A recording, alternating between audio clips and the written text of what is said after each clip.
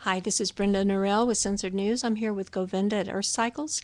We're broadcasting live this week from the Indigenous Peoples Southern Border Roundtable, and we're here with Angie and Irvin Ramon. We will have them introduce themselves, and we'll be discussing the militarization of the Tohono Nation today.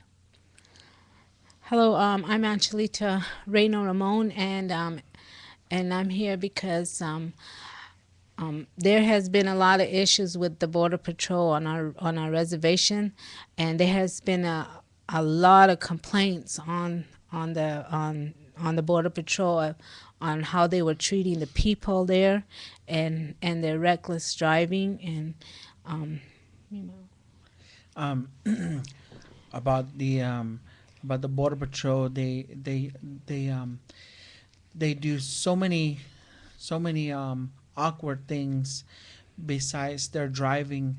They're always on their dirt bikes, patrolling the nation, deserts in the Saguaro area, and also they when they chase after the immigrants, they throw batons at them, baton sticks or rocks at them, trying to hit them to have them fall.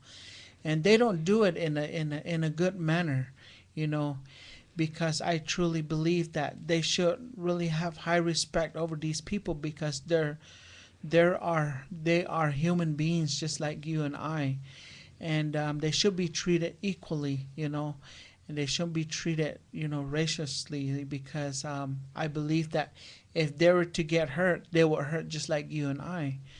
Um, I, I I really feel hurt because um,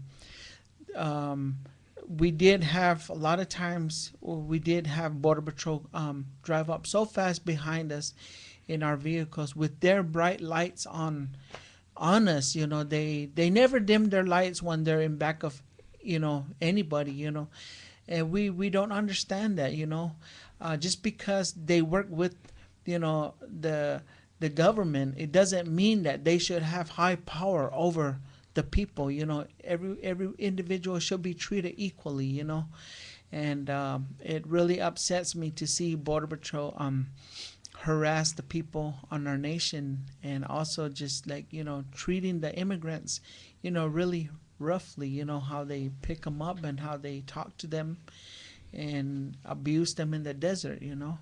I know you've told us other times that you have met migrant women out there, and many are indigenous people, as we know, from Guatemala, Oaxaca, Chiapas, and you have said that some of these women are raped and sexually abused by Border Patrol that you meet out on the Tohono O'odham Nation, the migrants, and of course they're afraid to come forward and levy charges against the Border Patrol. Yes, there has been a lot of that going on, and the report on that is really high, but of course nothing's ever done. Nobody's ever um, interviewed the women that have gone through these tragic walks. There's it just really hurts. It just hurts your heart to know that these people go through that.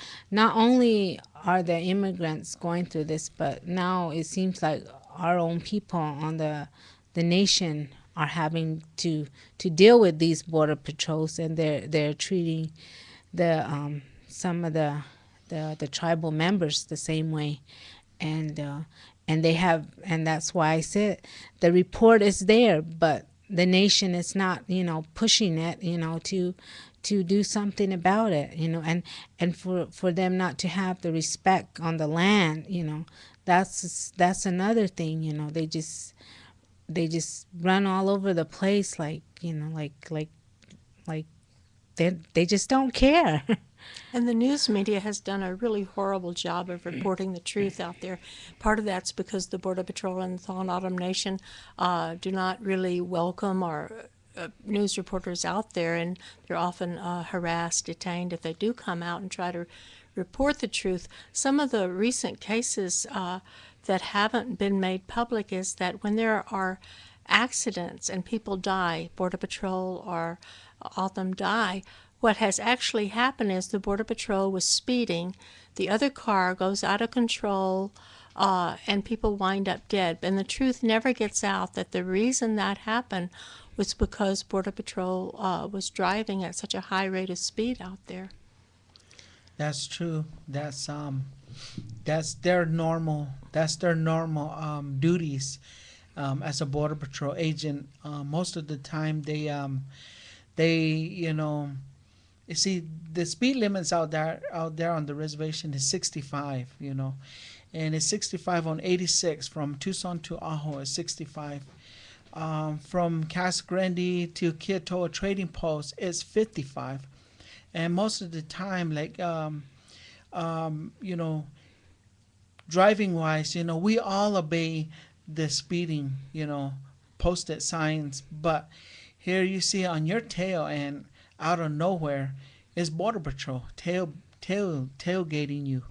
And sometimes you're so like you want to go about your day having a good day, and then all of a sudden when you're driving along the road and here comes Border Patrol right on your tail and doesn't want to get off your tail, and just kind of like they play games with you.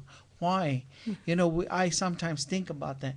You know, why do they do that? You know, we're not doing anything, you know, suspiciously, and they didn't see me in the desert, so you know why would they tailgate me and try to think that carrying something or doing something, you know. And for those of them that live right on the border, they're constantly harassed. Their homes are invaded by Border Patrol. There's helicopters overhead all the time. There's no respect for privacy. I'm sure you have friends or family who live right on that borderline that are constantly abused. We have a friend, Ophelia Rivas. She lives out in Manager's Dam, and just like about not even probably about a mile stretch of her village, Border Patrol are parked right up in the area, and they're always looking down at her. You know, they're really, you know, monitoring her house, and they're always flying right above her home. And she tells us about, you know, what happens out there in the remote desert, you know, of all places that they should be is guarding and protecting the border, but which they don't. They choose other villages to, you know, really like bring the problem, you know, bring the problem in.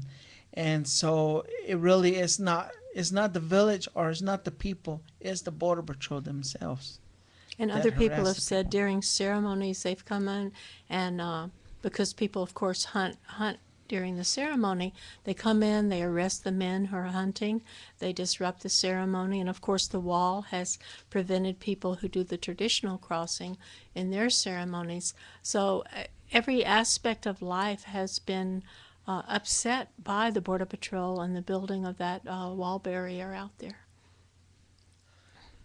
Yes, about the wall, the new pillars that went up along the border um, of Sesame and Nogales area, uh, west of Sesame. Um, Pillars had gone up all the way into California, San Diego, and they um, they still do crazy things, you know, that we hear, and what else could we do? You know, there's nothing else we can do.